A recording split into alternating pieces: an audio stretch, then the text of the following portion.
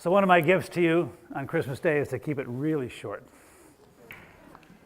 I mentioned in my little comments about Carrie and her family about, the choice to come here so many years ago. And I've been thinking a lot about those words about being chosen. For example, in the readings we had last night for candlelight, Mary was chosen, supposedly, by God to be the mother of Jesus. My guess is she wasn't all that thrilled about it because she was probably 16 years old and had to explain to her family and friends why she was pregnant. But supposedly she was chosen. And then, of course, Jesus was chosen too. He was chosen to be the Savior. But in reading the Bible, obviously Jesus didn't realize for a long time that he was chosen. He was pretty much just a normal kid. And somehow at the age of 30 or so, he became aware that he was something out of the ordinary. So whenever I hear the words being chosen, I reflect back to junior high. And I was not a very nice kid in junior high. Not all that nice as an adult either, but as junior high. And I remember in junior high we had recess every day.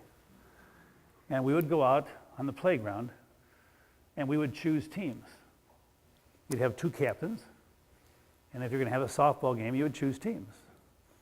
And we had a kid in our class named David Duensing.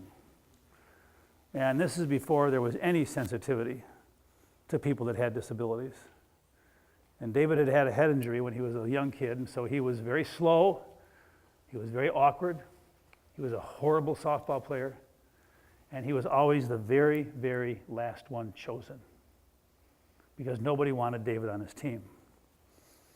And I remember one time I was one of the captains, and I had this moment when I looked at David.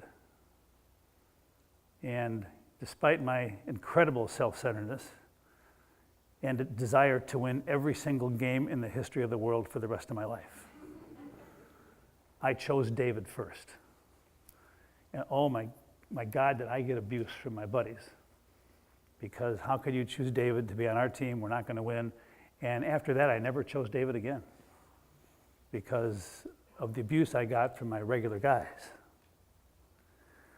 And I remember too, I haven't talked about Adam for a while. Adam was in the same confirmation class as my oldest son. And his picture is on the wall by my office. And it just so happened that his parents unexpectedly came into town last week. And Adam died when he was 16. And he had muscular dystrophy. And I remember when Adam was in junior high, and it was about time, it was when we went to confirmation camp. And we went up to Carthage College, and we spent the week in the dorms. We were there for 7 days. And I felt badly because obviously Adam, at that point, he was in an electric wheelchair. The only thing that worked was his head. I mean, everything had to be done for him. The bathroom, the shower. And I went to his house because I was good friends with his parents, and I was just talking to Adam, and we used to watch Bulls games together, and I said to Adam, we're going to miss you at camp next week, and I just will be thinking about you.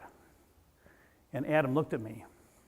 You see, Adam didn't realize he was handicapped. I mean, he couldn't walk, couldn't do anything. He was in electric, but he never realized that he happened to be disabled. And he said, "What do you mean I'm not going to camp?" I said, "Adam," Adam, you're in an electric wheelchair. I mean, we have elevators and stairs and softball fields. And I said, who's going to put you on the john, and who's going to put you in the shower, who's going to put you to bed, who's going to brush your teeth, who's going to feed you? And he looked at me and he said, "You are."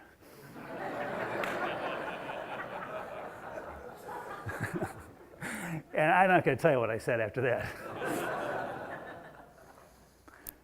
Well, Adam went to camp. We took one of his neighbors with him. And that 6 days at Carthage College literally changed my life. I mean, I put him in the shower. I wiped him. I brushed his teeth. I fed him. And I wasn't always that happy about it because there wasn't as much time for me. But yeah, I was struck because Adam let me do it. Adam so much wanted to be a part of the class that he allowed us to invade his privacy. And somehow, some way, by the end of the week, he changed us because he allowed us in. And I realized at that time, David Duensing did not choose to have a head injury. Adam Alsott did not choose to live with muscular dystrophy and die at the age of 16. That's just the way life was for them. And so to me, being chosen is not all that attractive. Because if we wait to be chosen, if we wait somehow for God to tell us what we're going to do, if we wait for someone to tell us whether we're good enough, we're just going to sit there and do nothing. Because life is about action. Life is about accepting who we are. Life is about doing and taking risks and even failing once in a while. And somehow in the middle of all that, God picks us up and maybe chooses us, but doesn't do it for us. And I guess that's what Christmas is all about. It's a baby in a manger, letting us know that in that gentleness and humility, that unconditional love gives us the freedom to be who we are and give life our very, very best.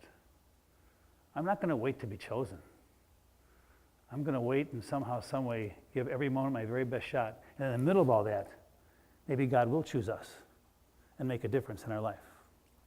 To all of you, a blessed Christmas.